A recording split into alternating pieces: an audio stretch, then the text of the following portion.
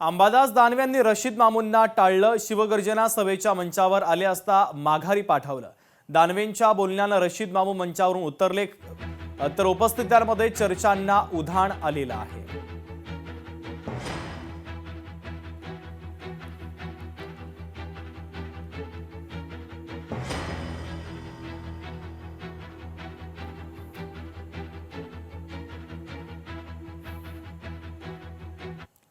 ठाकरेंच्या शिवसेनेचे ज्येष्ठ नेते दगडू सकपाळ शिंदेंच्या शिवसेनेमध्ये प्रवेश करणार आहे। उद्या सकाळी 10 वाजता दगडू सकपाळ शिवसेनेमध्ये प्रवेश करणार आहे। काही दिवसांपूर्वी दगडू सकपाळ यांनी एकनाथ शिंदे यांची भेट घेतलेली होती।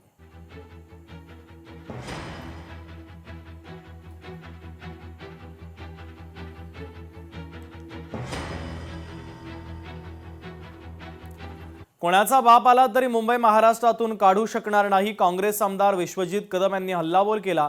अण्णामलाईंच्या विधानावरून संतप्त पडसाद आता उमटतायत। अण्णामलाईंच्या विधानाचा विश्वजित कदमांनी खरपूस भाषेत समाचार घेतलेला।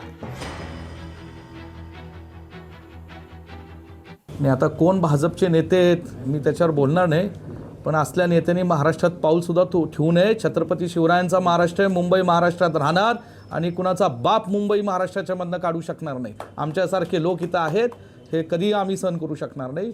मुंबई महाराष्ट्राची आहे, महाराष्ट्राची देशात आर्थिक राजधानी आहे आणि मुंबई ही महाराष्ट्रातच राहणार, कुणी काही करू शकत नाही। मटण वाटून मत विकत घेणं ही काँग्रेसची परंपरा आहे। ती परंपरा अशोक चव्हाण यांनी भाजपमध्ये आणली।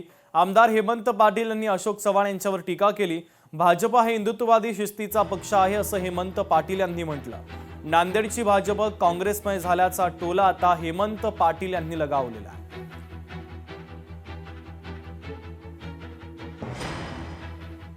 रोज खा मटन परंतु कमळावर दाबा बटन, एवढं काम करा। आता मटन खा एकाचं दुसरे मतदान दुसरीकडे असं काय भांडण, असं हे काय मटन देणार नाही।